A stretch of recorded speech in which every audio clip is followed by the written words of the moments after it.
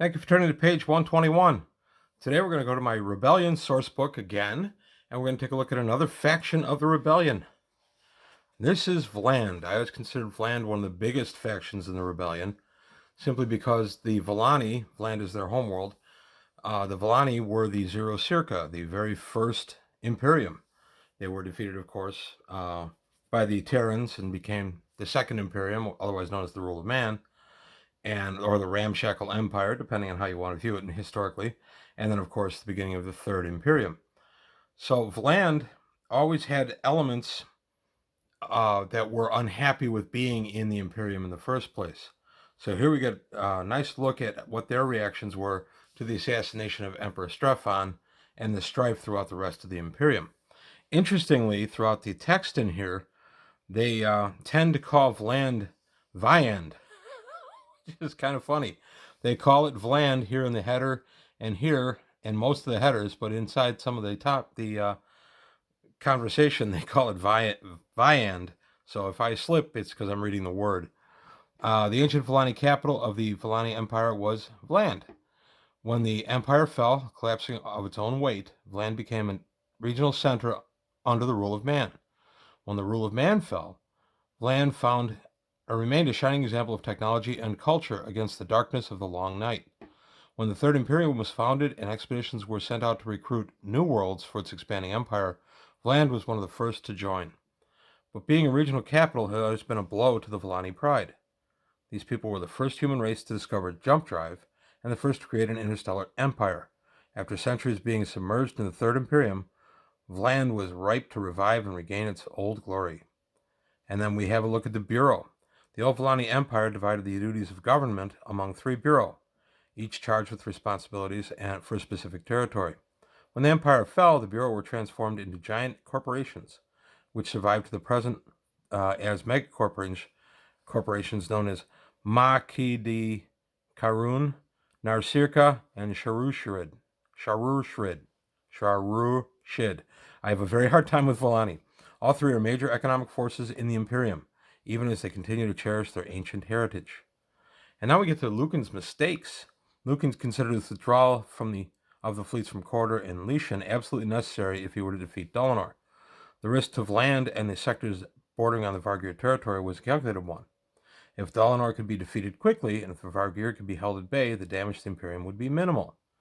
Dalinar refused to allow a quick defeat.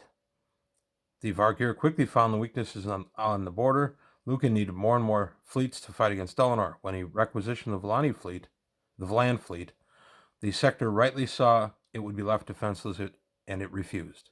Refusal of an imperial order is clearly rebellion, and Vland took up the banner with great energy. The submergence of Vilani pride within the Third Imperium was tolerable when the Imperium worked. When it acted against Vilani, it became intolerable. The Vilani Empire model, it seemed only natural to establish a new government of Vland sector using the Vilani Empire as a model. The 3 corporations were invited by the Archduke of Vland to reestablish their old territories, which divided the sector equally between them. The megacorporations each elected members to a central ruling council called the Izgirdi, which in turn elected the Ishim Karun, the Shadow Emperor. They selected Archduke Ishugi, who then retired to the Vilani Imperial Palace to rule in the ancient manner by proclamation. The heads of the 3 corporations became the Karuni, the petite emperors, each supreme in her own territory.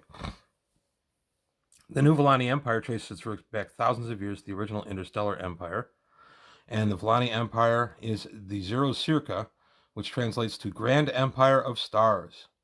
Once it was replaced by the rule of man, it was often referred to as the First Imperium. Rather than give their new empire a number, the Vilani referred to call their empire Zero Circa or the Vilani Empire. Outsiders often called it the re-established Vilani Empire. Their leader, as I said, is Ishugi, Archduke of Vland.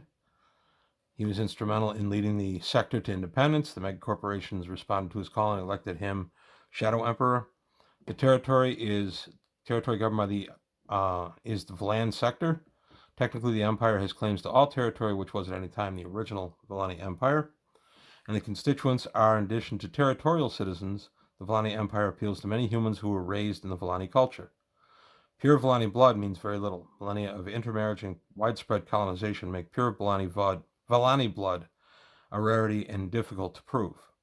In addition, the many employees of the 3 Bureau have long had a corporate loyalty to their companies. That loyalty is potentially transferable to the new Vilani Empire. The ideology is the resurgence of further glory. They want back what they had. If the Imperium is going to fight them and squabble amongst itself, they will just hold the candle aloft and they will continue on, and they will repulse any aggression from their neighbors. The Vilani symbol is the ancient symbol of the Vilani Empire, was an eclipsing star. This is right here. The 2 superimposed discs of the symbol are well known throughout the Imperium as representing the Vilani people and the domain of Vland. Adoption of the symbol was used to reinforce the concept that the Vilani Empire had at long last returned. The megacorporations.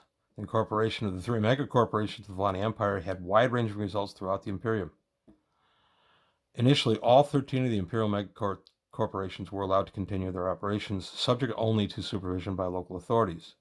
When Vland left the Imperium, however, secret announcements were set to bases and stations belonging to the 3 corporations throughout the Imperium, ordering a major and immediate transfer of assets to Vland sector.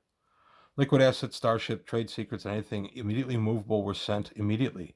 Employees would be given the opportunity to transfer as well. Anything that couldn't be moved was abandoned or sold at fire sale prices. By the beginning of 1119, most of the assets of the 3 megacorporations had been disposed of. Fleets of ships, including armed fighting ships commonly used to escort transports, had made their way through 1 or more enemy territories to safety in Vland. Regions served by these 3 megacorporations were crippled industrially or left without service. Outreach. From its position in the edge of the Imperium, the Vilani Empire turned its back on the main body. Instead of using its vast merchant fleets escorted by any available armed ships, Vland began an extensive trading program with territories beyond the borders. This outreach served 2 purposes. It opened new markets and provided an economic bonus to the empire. It served to reduce tensions in the Vargir raiders across the border. The active trade program changed Vland from a faceless enemy to an active trading partner. Familiarity helped diffuse tensions. The benefits of both sides produced a powerful incentive for peaceful coexistence. At a time when the Imperium was faltering as a supplier, Vland stepped in and filled the void. When the rebellion divorced the Vilani from the Imperium, it became possible for the Vargir to distinguish between Vilani and Imperial, and at the same time it was possible for the Vilani to see more than the plundering, lawless Vargir coursers.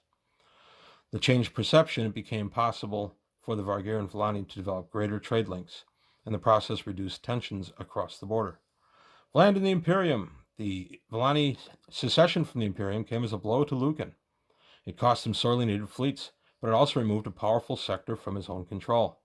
But Lucan has been able to tolerate the loss of land only because Vland has posed no direct threat to his empire. Faced with the active contention by Dalinar, Antares, and the Salamani, Lucan is able to tolerate the independent Vland for the moment, biding his time until he has the strength and security to make a bold stroke to recover the lost territories of Vland. So there you have it. That is the Vland portion of the rebellion. The Vilani just said, we're out of here. You guys can't play nice. We're going to take our ball and go home. And they did. And what a ball it was. It did a lot to gut the economy of the struggling Imperium. And so it had vast repercussions, and it's a really good role-playing opportunity for you, especially if you're in the corridor sector with the Vargir fleets and everything else. You've got Vland right there. It can be a lot of fun. So with the reestablished Zero Circa, our next one is Antares. We get to take a look at the Archduke Bizerk of Antares. That's going to be interesting. So that's for next time. I want to thank you for watching. I appreciate you watching all the way to this point if you did. And thank you. And I'll see you next time on page 121.